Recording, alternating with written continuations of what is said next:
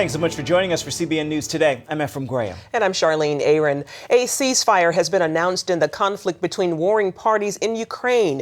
Leaders of Russia, Ukraine, Germany, and France agreed on a deal set to begin on February 15th. The move comes as thousands have died in almost a year of fighting in the region. After 17 hours of negotiations in Minsk, Ukrainian forces and pro-Russian rebels have agreed to a ceasefire. There are still questions about whether Ukraine and pro-Russian rebels have agreed on the terms of the peace deal. Russian President Vladimir Putin said the warring parties in the Ukrainian conflict have agreed to ceasefire beginning midnight on Saturday and a division line for withdrawing heavy weapons. He also said agreements had been signed, one declaring the ceasefire, the other to implement it. It wasn't the best night of my life, but it has been a good morning because we have managed to reach a major agreement. We had to deal with the circumstances. We had and we have been able to agree a lot of things. The first thing is a ceasefire starting at midnight on February 15th. Previous attempts at peace failed to stop the fighting. The U.S. State Department said Wednesday that a ceasefire in the region would be the first step in any peace agreement, but questioned Russia's commitment to the diplomatic effort. Despite the ongoing talks, both rebels and government troops reported fighting across eastern Ukraine. More than 5,000 people have died since April in the fighting between Ukrainian forces and Russia-backed separatists in the regions of Donetsk and Luhansk. The peace talks came as President Obama warned Russian President Vladimir Putin that the costs for Russia will rise if its aggression does not stop. President Obama has asked Congress for military authorization in the fight against ISIS in Iraq and Syria. Now, make no mistake, this is a difficult mission, and it will remain difficult for some time. But our coalition is on the offensive. ISIL is on the defensive, and ISIL is going to lose. The president says he is not calling for the deployment of U.S. ground combat forces, and his proposal limits the use of military force to 3 years. But the move is running into skepticism from both sides of the aisle. Some Democrats say they're not sure if ISIS even poses a, quote, grave threat to the United States, while conservative Republicans say the request is too little too late. The president's living in a fantasy world when it comes to the threat from radical Islamic terrorism. Never in history has a president asked Congress to prevent him from taking actions against the threat of the staggering nature that is radical Islamic terrorism. I don't know why the president has persisted in his naive view of this threat, but I do know it's dangerous. Congressman Mike Pompeo tells CBN's Gary Lane that the president's bill will not pass, but he says Congress is taking this proposal seriously because the president's air attacks have not slowed down the steady stream of jihadists joining ISIS. You can hear what Congressman Pompeo thinks America should be doing next by logging on to Gary Lane's blog, The Global Lane. It's at cbnnews.com. One of America's top counter-terrorist officials warns that the number of foreign fighters joining ISIS is unprecedented. Nicholas Rasmussen is director of the National Counterterrorism Center. He says more than 20,000 fighters from more than 90 countries have joined the Muslim terrorist group. The battlefields in Iraq and Syria clearly provide foreign fighters with combat experience, with training in weapons and explosives, and with access to terror networks that may be ultimately planning attacks which target the West. Rasmussen issued the warning at a House Homeland Security Committee hearing on Wednesday. FBI Counterterrorism Assistant Director Michael Steinbach also testified. He warned that officials don't know how many ISIS fighters have already returned to the U.S. So certainly, I would not be truthful if I told you that we knew about all the returnees. Like Nick said, we know what we know. There is a number that we don't know about. The terror experts emphasize they know of no specific terror threats to the U.S., but that stronger anti-terrorism laws are needed. Rasmussen said ISIS's skillful use of social media is a major reason for its ability to recruit fighters from around the world. After facing pressure from Congress, the IRS has apologized for seizing bank accounts from law-abiding businesses. The controversy involved a federal rule that was designed to catch drug dealers and money launderers, but it was creating problems for regular businesses instead. Paul Strand brings us that story now from Capitol Hill. People like New York gun dealer Andrew Clyde and Maryland farmer Randy Sowers are used to doing a lot of business in cash and dropping large sums in the bank. But in the last few years, federal agents have started seizing that cash, threatening these folks with prison, and after much legal wrangling, often refusing to give it all back. Now Congress has heard these aggrieved citizens' stories. Lawmakers said at this hearing what happened to these good Americans was outrageous. The IRS wanted to catch criminals by keeping an eye on large amounts of cash and by having banks report deposits of over $10,000. Lawmakers heard Wednesday how that made banks encourage normal folks to deposit less than $10,000 to avoid entanglement with the government. And that's now a criminal offense. It's called, quote, structuring. Sowers lost some $66,000 to the feds and is still reeling 3 years later. We're just out there trying to make a living and hire some people that, make a business and help the economy. And they're out there trying to, I don't know what they're trying to do. It's never made sense to me what they were trying to do. If Andrew Clyde refused to settle and forfeit much of his seized cash, the feds threatened to charge him with a felony that would kill his business. It would have shut me down immediately. You can't be a felon and run a gun business. I mean, we do everything absolutely in accordance with the law. We have to, and I want to. How much did he lose to the feds? Lost straight up. $149,336 if you include what I forfeited and look at it in pre-tax income. Sowers' lawyers are still upset at what happened to ordinary citizens like Sowers and Clyde. Honest American people should not be subject to this Gestapo-type tactics where you are presumed to be guilty when the government seizes all your money and then you have to fight and settle with them to get the money back. That's just totally outrageous, totally un-American. Now there's a collective kind of outrage amongst everyone, the Democrats and Republicans are collectively outraged by this. But this process has been going on for years and years and years. Now Congress hopes to stop it. And now what is happening is your country is kind of trying to come over the hilltop and try to rescue you and be a part of fixing this. The feds have certainly seized many illegal assets and much illegal cash from actual criminals, but also legal hard-earned cash from good Americans who are only guilty of depositing their own money in a way the IRS doesn't like. Paul Strand, CBN News, Capitol Hill. The president is shining a light on the issue of suicide among military veterans. He's signing a suicide prevention bill today. It's called the Clay Hunt Suicide Prevention for American Veterans Act. The legislation will create a pilot program to help veterans transition out of active duty. It also requires suicide prevention programs to be evaluated every year. Congress passed the bill with broad bipartisan support. Voters in Israel will choose their next government and prime minister in March. This election campaign is getting unusual attention and some say outside interference from the United States. That American influence is raising questions in Israel and right here in the U.S. Chris Mitchell brings us the story now. He's in Jerusalem. This is the opening of another Victory 2015 or V15 Center, one of around 10 throughout Israel. It's a growing movement thanks to outside money and American political know-how. The goal? Influence Israel's upcoming election. V15 has opened up volunteer centers throughout the country. This is the latest opening, located in the heart of Jerusalem. Their mission? To unseat Netanyahu. Our whole purpose is to go door by door and to call supporters and to call voters and to pledge people not to vote for Netanyahu in the coming elections. Itamar Wiseman helped start V15 and picked up a willing supporter in One Voice, a U.S.-based organization. We were approached by One Voice to give us a donation. We were so thrilled that successful businessmen want to invest in Israel's future. One Voice also provided the services of Jeremy Bird, a field director in both of President Obama's winning White House runs. I specifically met with Jeremy. He helped us try to think outside the box and how we could organize people here. Wiseman credits Bird with bringing along his successful U.S. campaign strategies to Israel. He gave us intellectual resources on how to organize people, like what should be the structure of volunteers, like a concept of having a regional field director, and we want to actually bring amazing concepts in the U.S. that are worked for a lot of parties. He's doing wonderful work with us. I see this as a very serious negative matter.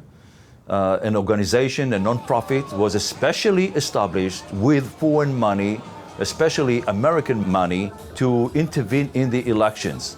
Professor Eitan Gilboa is the director of the Center for International Communication at Bar Ilan University. V15 argues that they are not affiliated in any way with a particular party and that they only represent an idea. Well, what is the idea? The idea is to remove the Prime Minister Benjamin Netanyahu from power. Current Israeli law prohibits large contributions to political parties from foreign sources. Now, this is like a trick, a maneuver to circumvent Israeli elections law, which I consider to be misleading the Israeli electorate. U.S. Senator Ted Cruz and Representative Lee Zeldin are complaining about One Voice's involvement to the State Department because it has partnered with and given grants to the organization. Their letter reads, "There appears to be a danger that U.S. taxpayer funds are being used to directly shape the outcome of the upcoming Israeli election, and specifically the campaign against Prime Minister Netanyahu."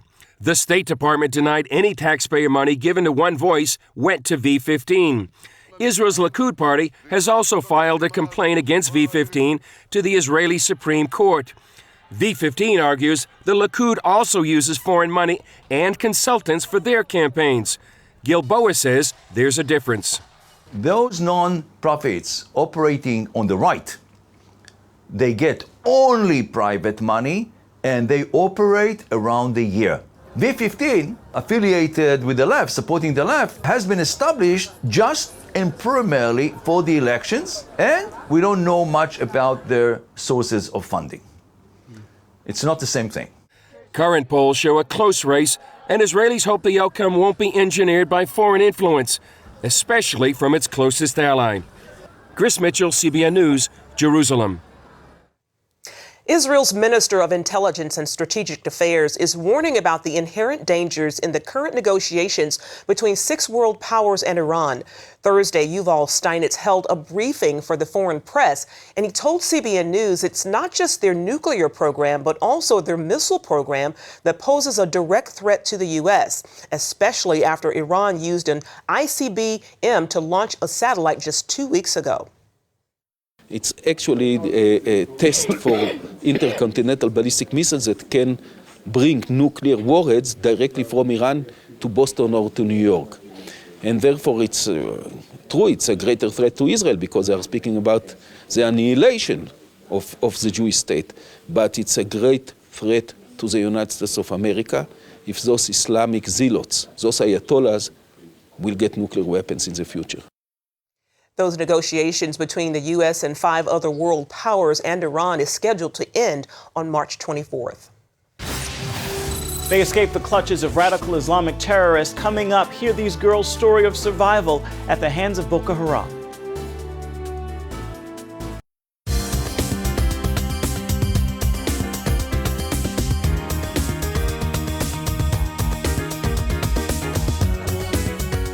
Military officials in Yemen say Al-Qaeda militants have taken over an important army base in the south of the country. At least 8 people, including 4 Yemeni soldiers, were killed in the clash before the takeover. Officials also say 15 soldiers were taken hostage. Wednesday, U.S., Britain, and France announced their Yemen-based embassies were closing. They're also urging citizens to leave the country immediately. Well, the radical Islamic group Boko Haram has abducted about 30 more people, including 8 girls from Cameroon. Boko Haram took the girls and killed 7 hostages in 2 bus hijackings in Cameroon and Nigeria. New attacks are happening every week. And this week marks 300 days since the Islamic terror group snatched more than 270 girls from a boarding school in Nigeria.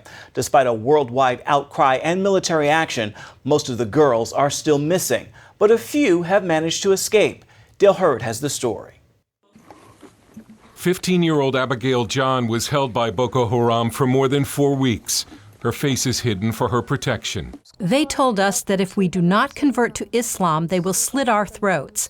They asked the healthy ones to perform the Islamic rites, while we, the sick ones, did not perform the rites. John was among 3 girls who recently escaped from Boko Haram. The way they spoke to us, they had no intention of releasing us. They said we would be married off as soon as we got well, and that they would marry us to their members who were single. We never thought we would regain our freedom. 20-year-old Dorcas Aiden was held captive for 2 weeks last September. She admitted that she denied her Christian faith and pretended to become a Muslim to stay alive. They are teaching them Islamic Some say they are married them, they are saying that they are training them. And they are showing us inside the laptop every day. And they are showing us the way they are killing people, killing soldiers, and they say if they catch you ladies, they will marry the ladies. And if they catch men, they will kill men. The local priest is Father Maurice Kwairanga. Some of them, it's very painful for them to go through this process of even telling what happened to them. But gradually, they're able to open up and to talk freely, to feel accepted, and to feel that the world has not turned its back on them. 219 girls are still missing. Experts say the fight with Boko Haram has killed more than 6,000 civilians last year. Dale Hurd, CBN News. Up next, meet an athlete who had constant health issues and find out how he was cured of them all just by giving up grains.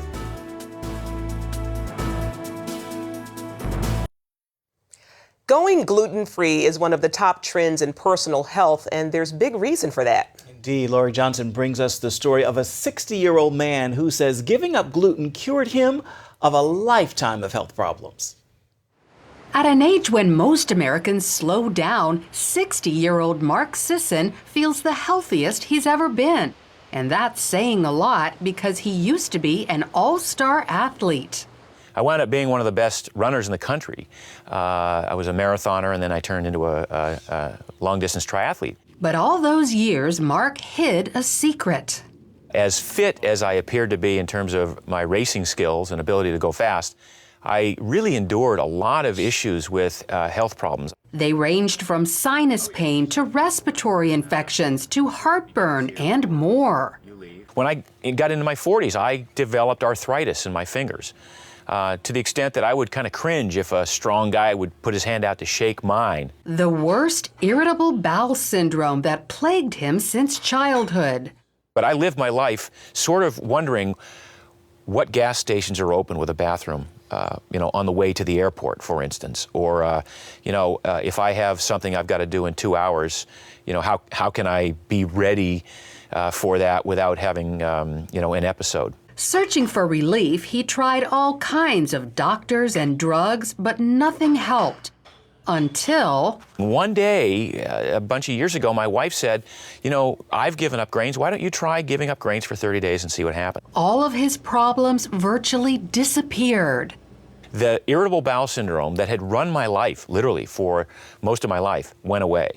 The heartburn went away. The arthritis went away. Although Mark was thrilled to finally feel better, he was also frustrated because his cure, giving up gluten, was so simple. Yet all those years, conventional medicine never had a clue. Dr. Patrick Fratellone agrees. When I went to medical school, I did not have a course on nutrition. The Manhattan cardiologist learned about nutrition on his own, and as a result feels many of his colleagues prescribe drugs and even perform surgery when only a change in diet might be needed. Physicians in general do not know about nutrition. Dr. Fratellone believes the root of most diseases lies in the small intestine, also known as the gut. That's why he advises his patients to avoid gluten. No wheat of any kind, not even whole wheat. Also, no rye, barley, or oats. Gluten is bad because it's a protein that causes an insult to the gut. So if you insult the gut, there's three things that can happen. You can't absorb food and its nutrition properly. You won't absorb your vitamins. You cannot make vitamin D. Vitamin D3 is made in the small intestines. And 90% of the happy hormone serotonin is made in the small intestines. So if gluten is causing an insult to the gut, you can see the cascade of effects it has to the whole body. Many people who suffer from gluten insensitivity are unaware they even have it, and so are their doctors. The symptoms of gluten intolerance vary from gastrointestinal, which could be bloating, gas, diarrhea, constipation, to unbelievable other symptoms like tremors, dermatitis, itching, scratching. It could be nerve disorders. So it varies from from patient to patient. People who have the most extreme reaction to eating gluten have what's known as celiac disease. Celiac's an allergy, not a sensitivity. The difference is a person who is celiac that has gluten can get severely ill, meaning more than the symptoms we talked about. They could have bloody diarrhea, they could have a seizure, they could lose eyesight. So being celiac and having gluten is very dangerous. Dr. Fratellone says for some people, avoiding gluten is only part of the solution. He says since gluten can damage the gut, repair it the natural way with herbal teas like chamomile, peppermint, or slippery elm. So for better health, consider going against the grain by giving up gluten. You could end up losing weight and feeling great. Lori Johnson, CBN News. He looks amazing. He's 60. feeling better. 60. Doing great. Wow. Stay with us. We're coming right back. Well, as we come to the end of this edition of CBN News Today, we want to remind you that the news continues at cbnnews.com with exclusive coverage of the issues you care most about. You can also talk to us on Facebook or at CBN News on Twitter. For now, we end this newscast with a preview of my recent interview with hip-hop artist Trip Lee and a special behind-the-scenes look at his Rise concert tour. I also asked him about his new book, which is also called Rise, and its message to young people. Take a listen. In this particular book, I just really wanted to address the crazy idea in our culture that while we're young, we're not that, our life and decision making isn't that important yet, or that we can't make big impact for God, or that God doesn't expect that much from us. That could not be more false.